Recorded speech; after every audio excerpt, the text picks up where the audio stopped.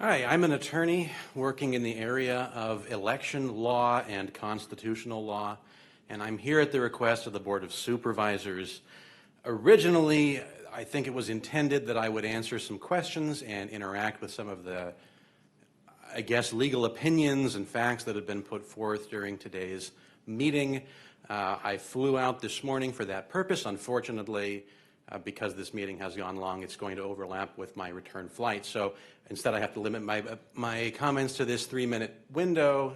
Please do feel free to call me on my way back to the airport. It's a 2.5-hour drive. And the board can ask you questions which can extend your time. Okay. And we're going to pause this time. Supervisor Rickard, did you Yes, have a question? I want to clarify. I did not invite you to come here and speak. You said the Board of Supervisors invited you, and I want to make it very clear. I don't know. I've never met you before in my life, and I have no idea who you are or where you come from. Thank you for that. I was invited by several members of this board.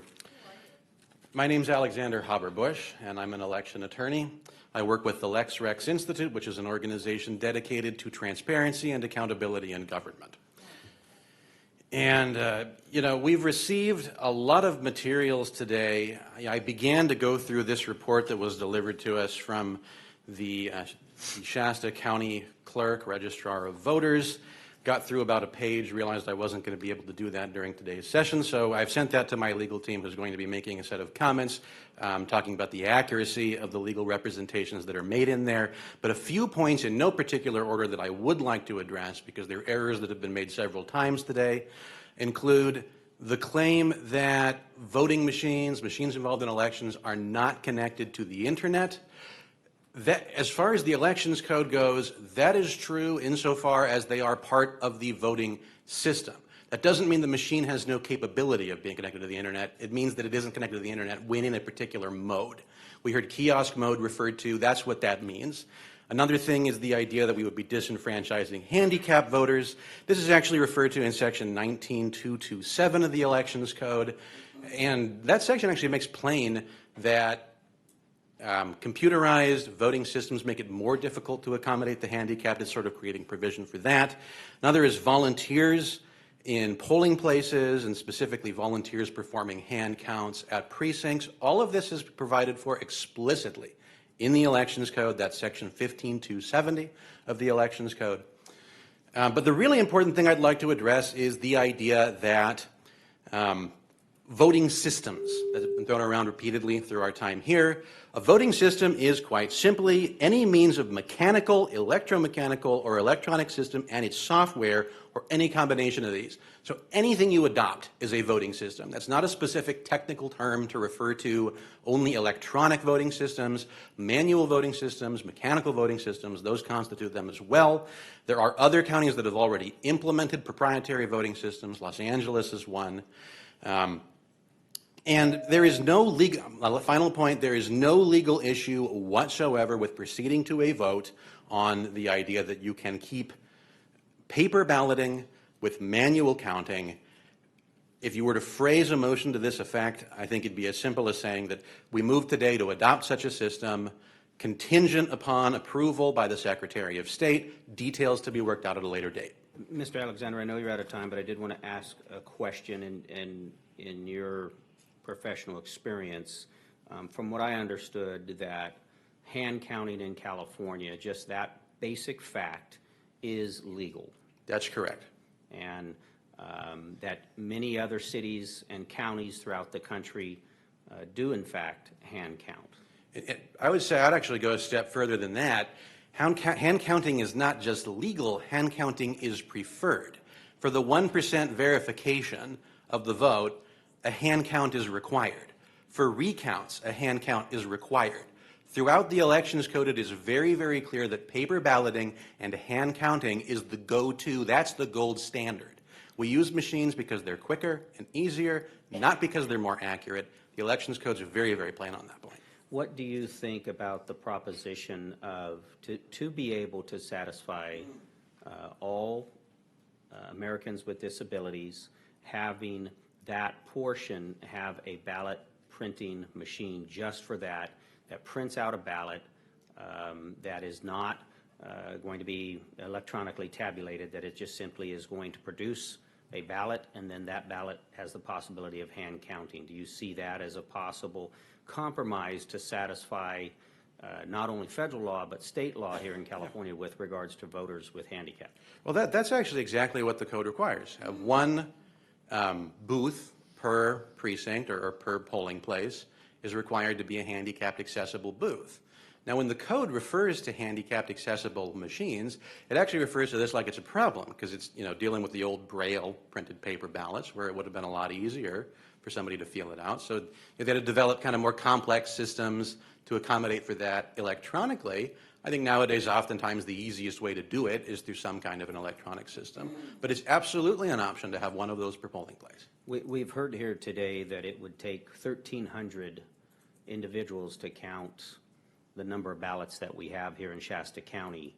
And that seems like an excessive number when you take a look at, you know, places like Germany, Sweden, India, that all hand count. The largest population of people in the world hand count. You know, I would be curious to see the registrar of voters, an accounting of how they came up with that number. That doesn't seem to jibe with my understanding of the rate at which hand counts can take place. I would think that the county would still have some information from prior to switching to electronic voting to show how quickly hand counts can take place. But that does not seem accurate to me. I'd want to see a more in-depth audit. Supervisor Kellstrom.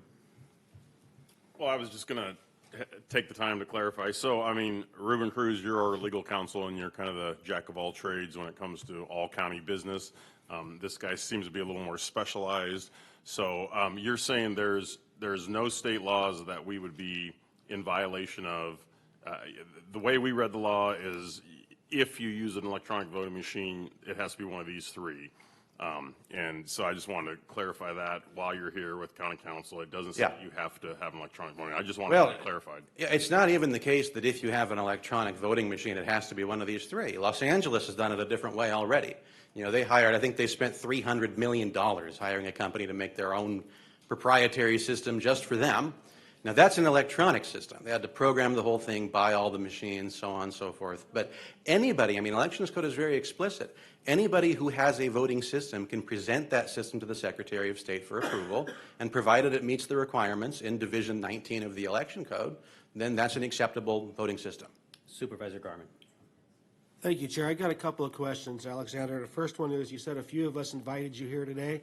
That was not me. I've never heard of you before. So was it these other three that invited you today? It was several of the other three, yes. Okay. Thank you. Brown Act. My next question is, you mentioned...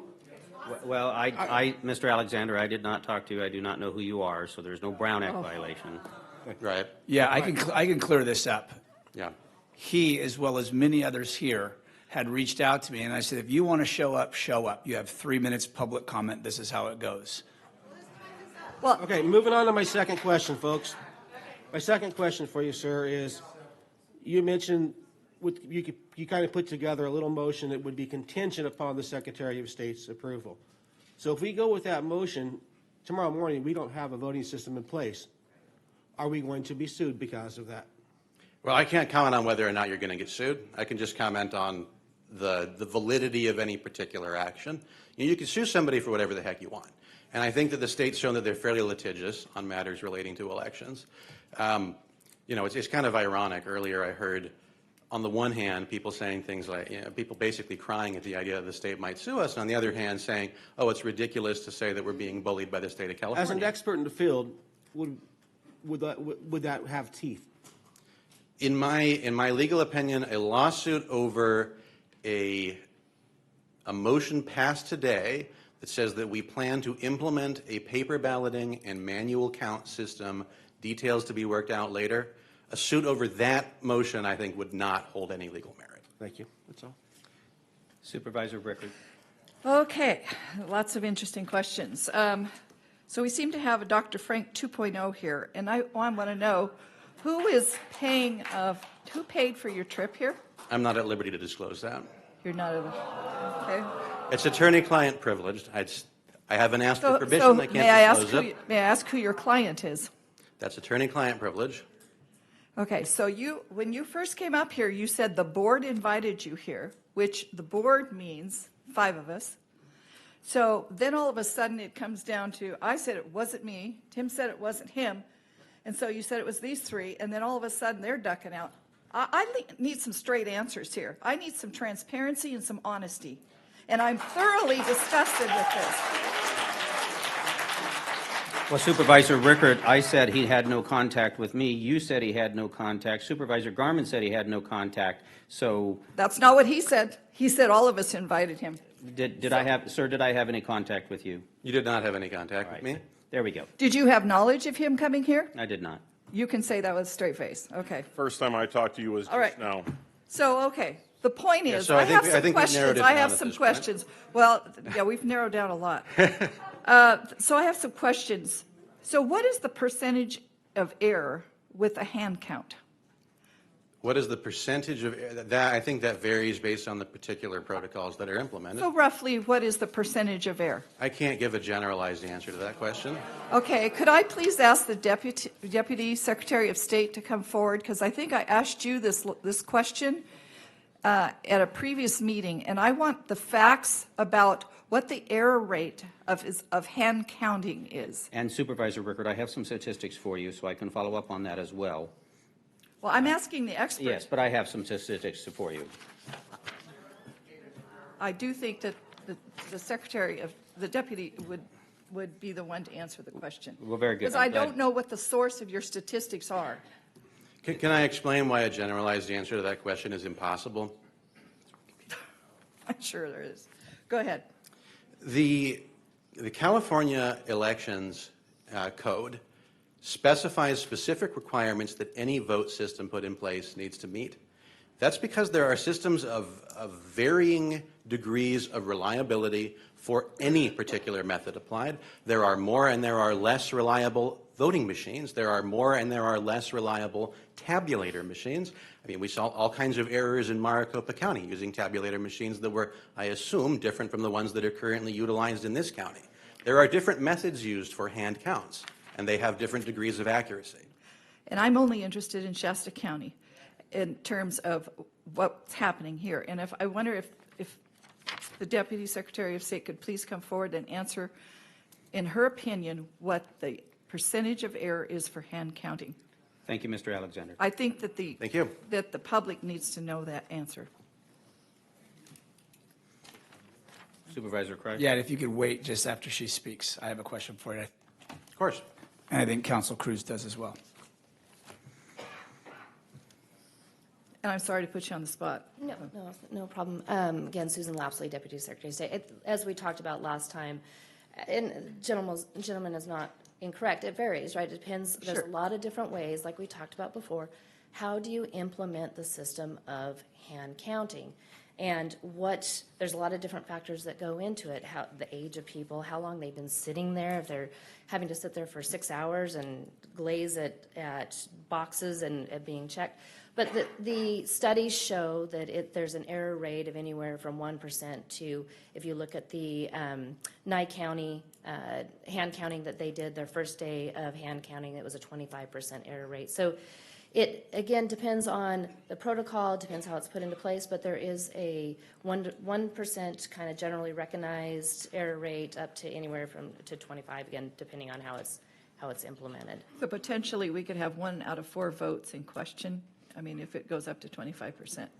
I think what you would do is you need protocol in place to guarantee that you're getting, just like we do with electronic systems, there are protocols in place.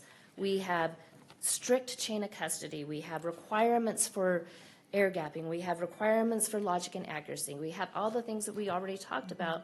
And then we have a 1% manual tally to verify the results. There's also the use of risk limiting audits that other counties do too. There's protocol in place, and with a hand count, you would want protocol in place to ensure that you're getting the most accurate vote or the accurate count possible.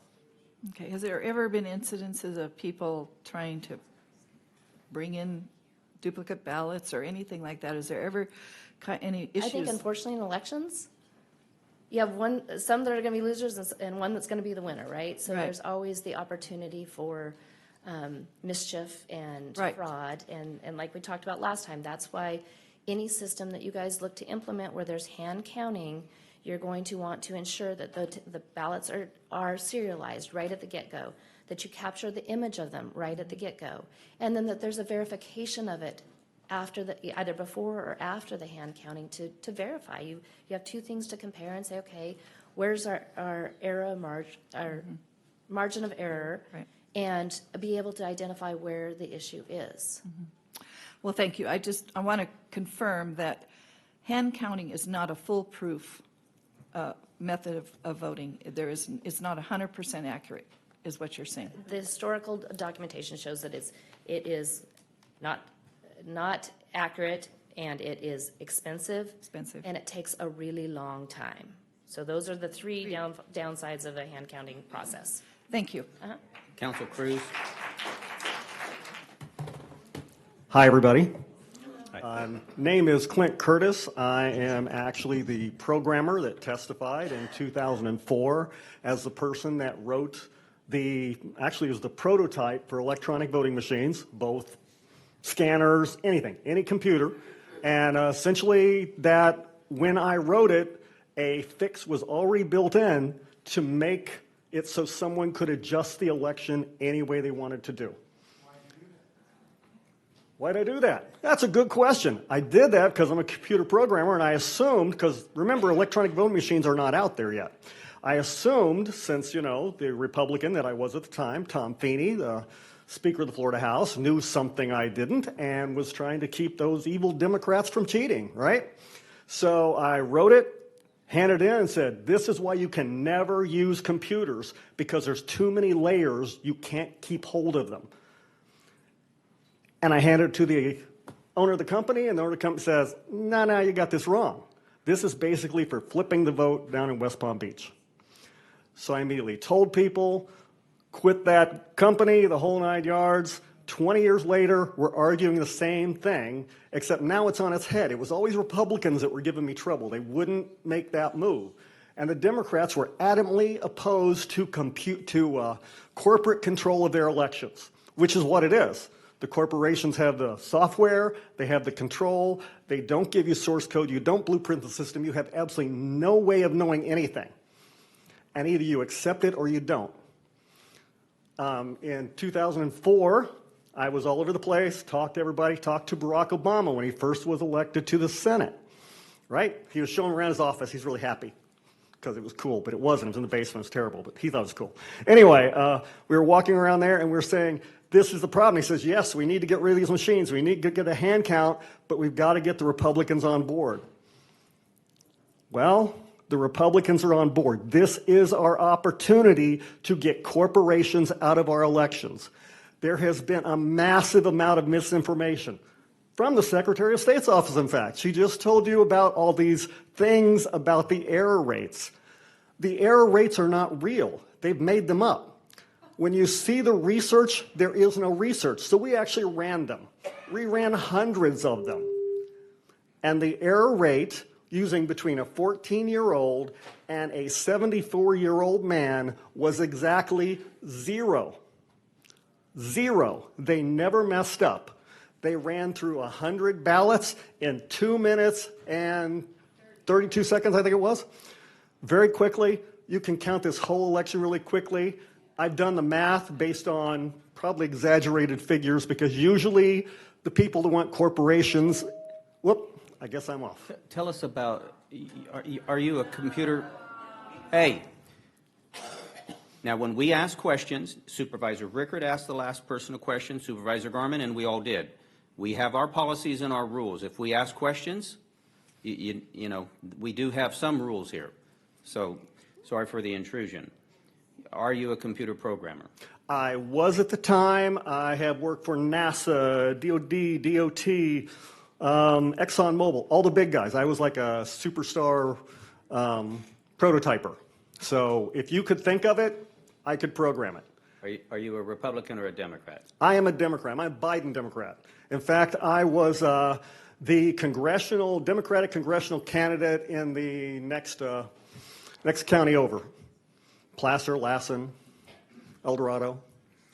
And What do you think, and I'll ask you this same question that I asked the last attorney, the possibility of being able to satisfy state and federal laws using, say, something like the express vote or the touch writer, where that produces a paper ballot for those people with handicaps, and then being able to count all ballots by hand, including those. Do you see that as a system that would at least have a level of security greater than what we have today?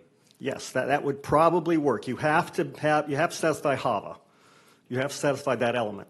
That particular system, whether it's I don't know if Diebold has a system like that. I don't really know. But Well, I didn't say Diebold. That that was it my makes- trouble. You're talking Dominion now. Right. Well, we know Express Vote is certified, and the Verified Touch window is certified system. So those, we don't have to get recertified. They're already certified. That's why I bring them up. Okay.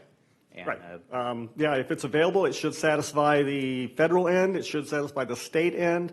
Hand counting has always been allowed. In fact, if you say there's a 10% error rate and yet you use it as your audit, that would just be stupid. Because that means you're auditing an election with something that has a 10% error rate. It makes no sense at all.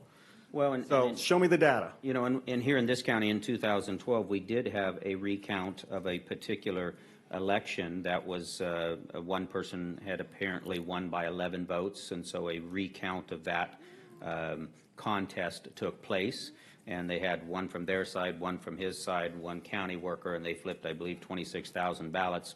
And what was interesting about that, and I was there for a few of the days, was that it appeared that all the humans every time always agreed on the intended mark of the voter.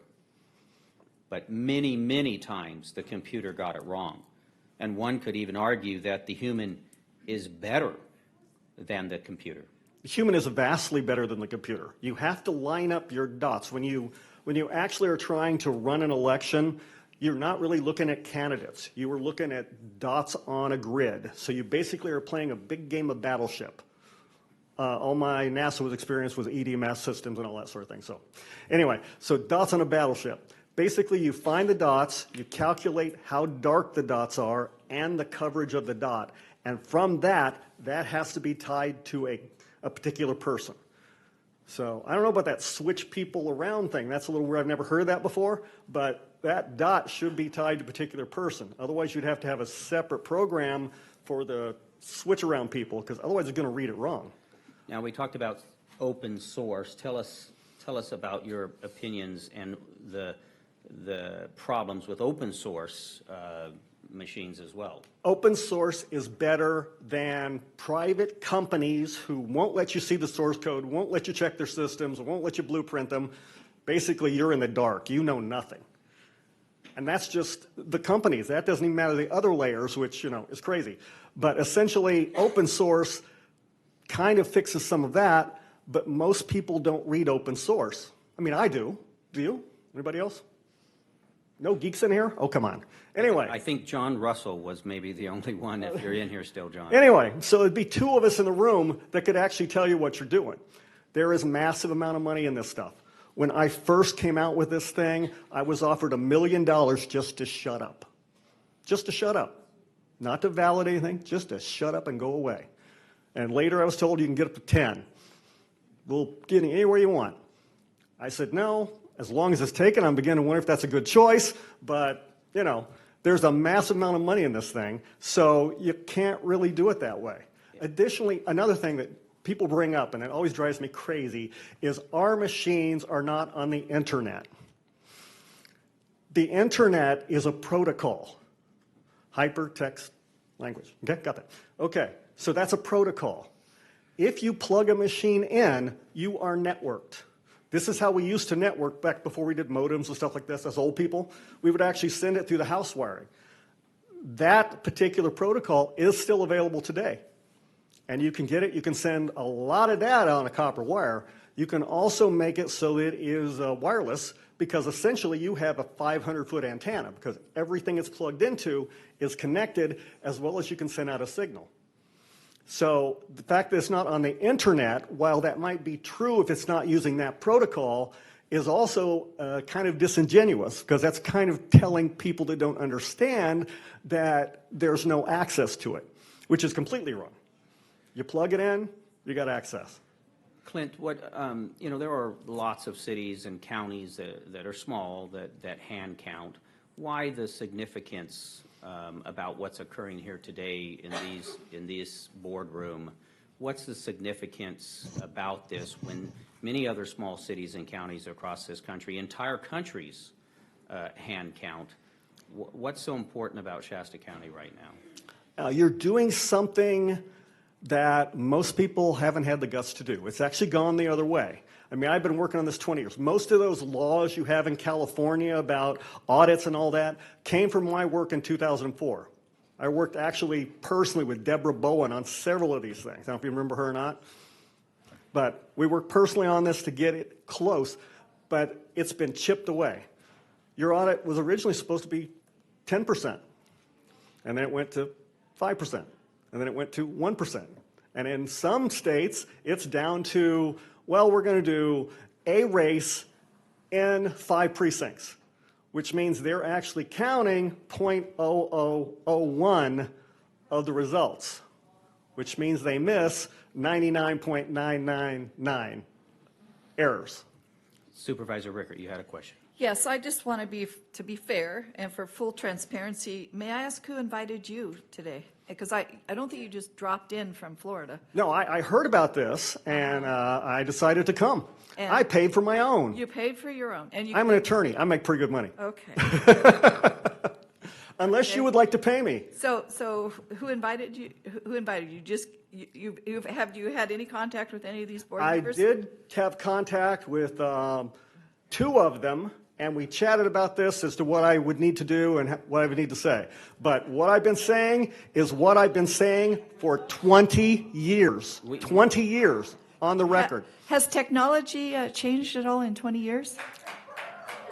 It sure has made it harder for you to check it, but it hasn't changed. My nephew is the lead engineer that developed the Surface Pro line. He's a VP at Microsoft. He shared with me that, there's a lot of change that has happened just in the last 5 and 10 years. So I would assume that probably what your experience was is not necessarily what's happening today. Well, I write on assembly level. It would make it the same. He's probably writing on G5 level, which has to go down several levels, and eventually the only thing that the computer understands is on and off, 1 and 0, and that is it. Yeah, there's Supervisor Craig. Yeah, there's 2 things. Supervisor Rickard, I know this isn't board discussion yet, but we're getting close. But in 2021, Microsoft did a deal with Hart to provide the software for their machines. So it's interesting you bring that up. Yesterday we had Ms. Darling's office, and we met, and I made sure, and I appreciate that, because this is not about any kind of surprise thing. So I appreciate your presentation to Kathy, and Kathy's office, I think, appreciated the fact that we all met together. So thank you. I'm not sure if you're sticking around or if you're leaving, but I just want to say thank you. Well, actually, if anybody still believes in corporate elections and wants to talk to me, I'm going to be here another day. I would love to get the Democrats back on board. This is our rare opportunity to agree on something that can change this country. We can dig in our heels and say we don't care. Since the other side wants it, we don't, which is kind of where it's gone. And I know why. I understand. I understand that, because in order for you to say that the election needs to be fixed, you kind of have to say, well, maybe Trump could have won. Well, as a programmer, I can tell you I haven't had a faith in any election in 20 years. Any of them's wrong. My law office filed the challenge for the election in 2016 against Trump. So I have a question. So in other words, and I can't help myself but ask this question. Go ahead. So are you saying that since you're inferring that maybe our last election was fixed? Is that what you're saying? You'll never know. Okay. I'll so never know. So you're questioning the election of Kevin Cry and Chris Kellstrom? I am questioning the process. But yes, they could have been selected. They could have not. You will never know. But it takes a brave person to actually stand up and say, I might have been selected rather than elected, but I'm still going to fix it. It's much easier to go, well, I got elected. It must be perfect. I shall hide. Just my opinion. Thank you, Clint. Thank you. We have a motion. The motion's been made. Then we have a substitute motion, and it's been seconded. The substitute motion is to reverse the prior decision to staff to terminate the agreement with the Dominion voting machine. So that's to reinstate the Dominion voting machine contract. That's what's on the table today for voting. Any other discussion? Seeing none, we'll call for a roll call vote. Stephanie, we'll start to my left with Supervisor Rickard. Supervisor Rickard? Yes. Supervisor Garmin? Yes. Supervisor Jones? No. Supervisor Kellstrom? No. And Supervisor Cry? No. All right, so that motion fails.